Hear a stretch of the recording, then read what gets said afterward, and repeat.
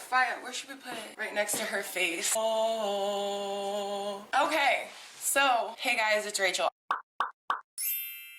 I am so unbelievably sorry that I have not made a video in almost the entire month of February, but your girl was in the hospital and I admitted into the hospital. That was fun.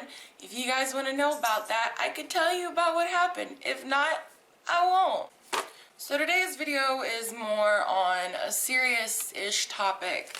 And I have not seen anybody on YouTube yet that has talked about it. I'm not a crime scene channel. I'm not into that. I mean, I'm into it, but it just, my brain doesn't forget images like scenarios or shit. So my brain's already stuffed full of awful, horrific things from my own life. And things I unfortunately expose myself to. So I don't want to add to that. But we are going to talk about TikTok has had their first unfortunate situation that I know of with the TikToker Spirits and Such Consulting. The page has not been taken down yet, but I did go ahead and save some of the more implicating videos off of her TikTok. So just to give you a little bit of a background, and I will post a link to the article of what happened. Her name is Clarie Miller. Her sister was severely disabled. She had cerebral palsy, she couldn't really move, and actually in one of the TikToks briefly you can see the sister. See in the background of this video, I'm gonna see if I can just put it over here and play it. So this was a TikTok that she posted of her dad. My heart goes out to him right now because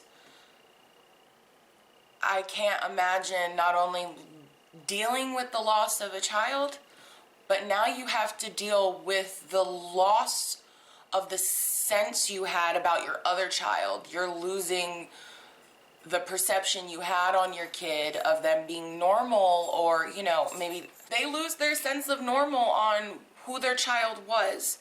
So they've lost both their kids now. Just a few of the TikToks that I do want to play here that are a little telling and disturbing. And here's the thing, I'm not gonna psychoanalyze this girl. I think a lot of YouTubers need to stop psychoanalyzing people. I know like the true crime community, they love that, but humans are incredibly complex and none of us really know why she did this. I guess these could be inclinations, or hints, but there's a lot of young TikTokers that like doing like the, I'm a psycho killer murderer. Don't know her killer. It's just, come on, we were all young and edgy. You can't fucking act like, I feel like I'm one of the few people that remember what it's like to be a teenager, but we all had that edgy phase. That does not mean we were all killers. So obviously I have to take the audio out of all of these, but the audio that goes with this one, if you have TikTok, I'm not angry anymore, well, sometimes I am, is the one coming up next.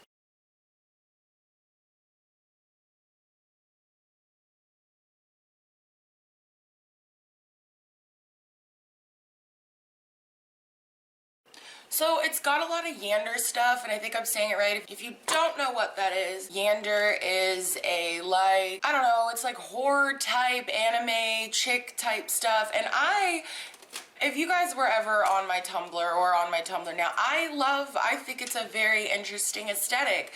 Does not mean anybody is a murderer for liking it, but it's just, you know what, we will psychoanalyze a little bit. A little bit. I do feel like parents, like, for the love of God, watch what your children are looking at on the internet. As someone who had like ultimate privilege of, like, my mom for the most part like left my ass alone except a couple times I came home to printed out emails of my dirty nasty AIM conversations. Thank you, mother.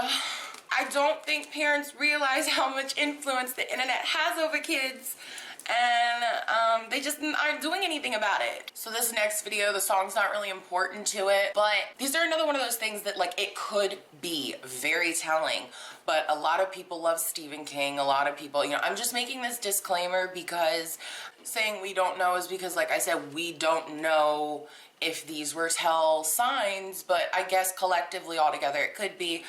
So this one, she's talking about specifically Stephen King's Misery and some type of anime that she loves and the connection between the two.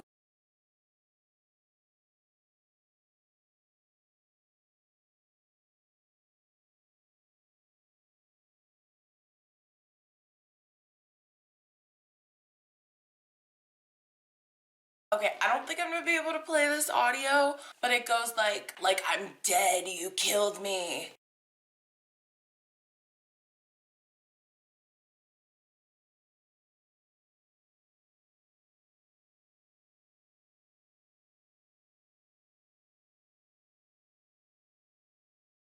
Ew, bitch, I'm a ghost. It's that one or whatever. So obviously people were commenting under that video. Some people are being like funny about it. No, someone died. No, you getting the paddle. Absolutely not. Someone is fucking dead because of this crazy little brat over here, okay? Mentally ill. Somebody get this girl a therapist. Like, I feel so bad for the family and the friends and the sister, the law enforcement people that had to fucking find her sister, who, by the way, still had a knife in her neck. It's not funny. Okay, so this one is definitely more disturbing. It is a reference to a scene in Death Note where Light is trying to kill L. If you don't know what Death Note is, it really doesn't matter. And she wrote something in the description that said, "to my sister," or something like that. So I'm just gonna play the video for you, but with the context, it's disturbing. Yes? Hello? What do you mean, hello? Oh, is that you, Light? I guess someone must have dropped this phone in all of the commotion earlier on. He took... So the next one that I'm gonna show you has that Tuesday, Wednesday, break my heart. Thursday, I can't turn on. It's Friday, I'm in love by The Cure. It's just a regular video, and that's the thing that's like, she had some regular videos. I don't know, just watch.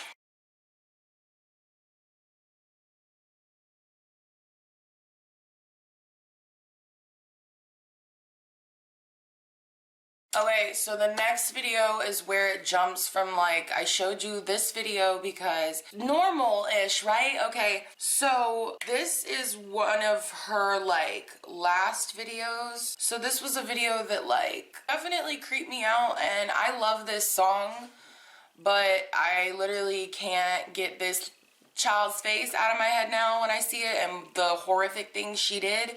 So, because unfortunately I have that thing where my brain associates stuff with everything constantly, so stuff gets ruined for me unintentionally by my own damn brain. But it's that song, "Don't Make Me Get Violent," na na na na na na na na na na, something like that, but I'll play it for you.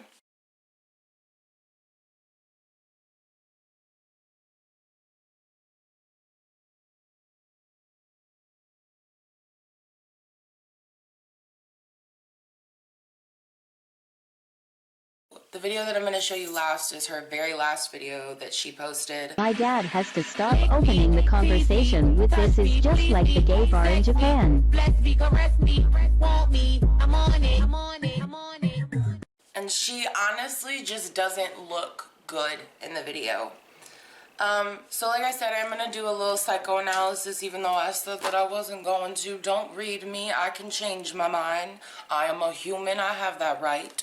So the thing is, as of right now, we don't know what her family dynamic was like. So I just want to set up a possible scenario of what this could be. I think she's about 14 years old. So thinking back to when I was 14 and when my friends were 14, that was one of the hardest years for a lot of us, because it's just 14 to 15 is just a very hard, awkward age. And it's a time where you feel like you're finding yourself, but it's like the beginning of your journey of finding yourself. Trust me, the self you find, you will lose.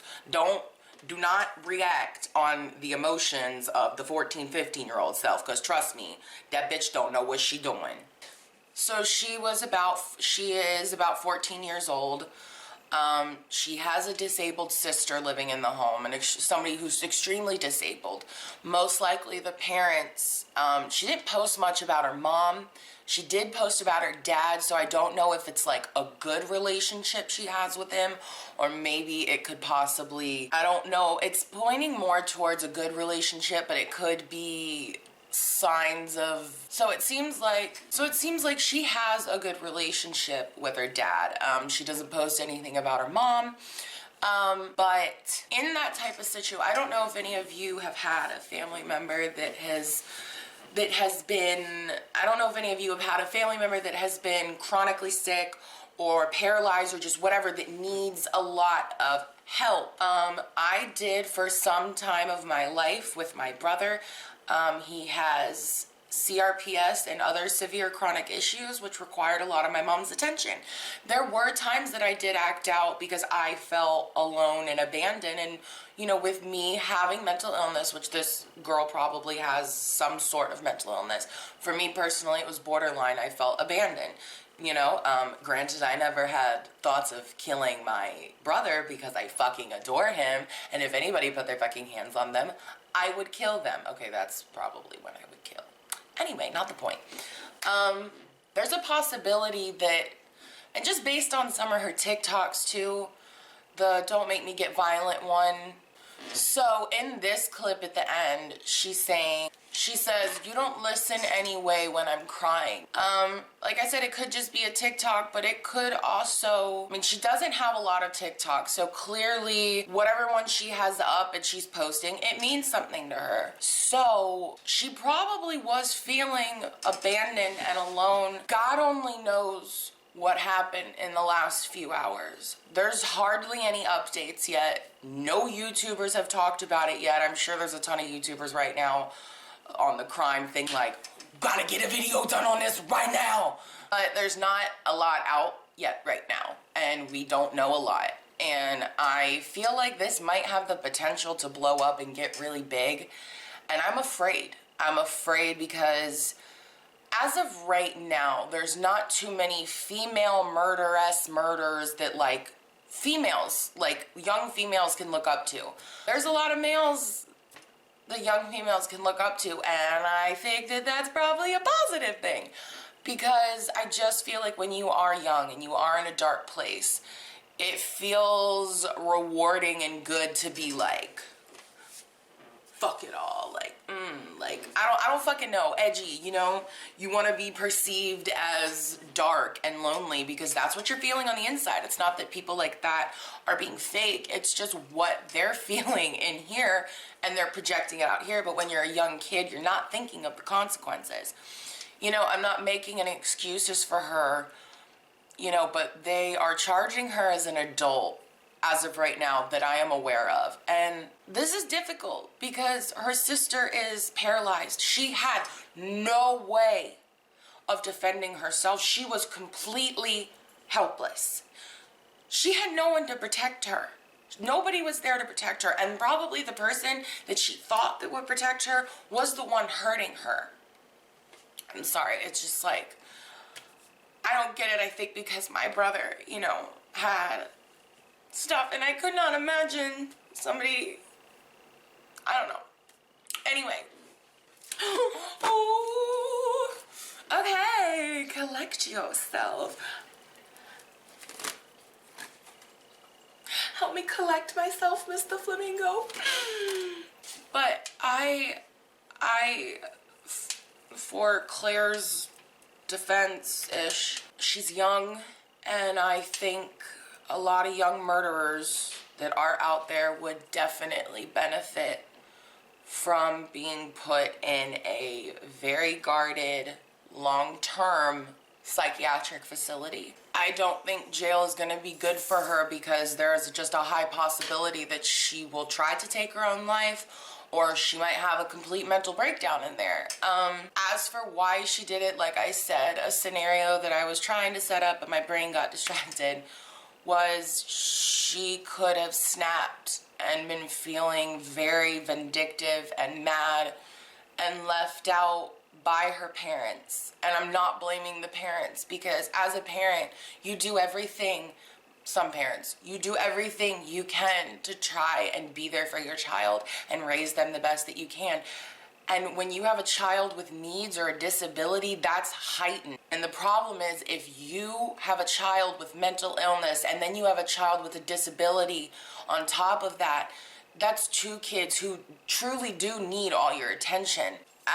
But the only reason I can't excuse it, and I guess everybody's psyche is different. When I was young and I had to talk myself down and rationalize that my brother's even though I was mentally ill, my mom was at least getting me therapy and taking me to therapist and getting me medication. My brother required more physical and emotional attention, you know. And I think I'm not, you know, everybody's maturity level, everybody's cognitive level is different at every age. I think I just fortunately had the ability to realize that that's just how it had to be, and that's okay. It doesn't mean that my mom doesn't love me. It doesn't mean the relationship isn't there. It doesn't mean that my brother's a burden at all, because he didn't ask for this. I just knew that this was gonna be a part of life for now, and to just hold out and hold on. And I don't know why I'm getting so emotional. I just legit don't understand why you'd want to hurt someone that's that helpless. But at the same time,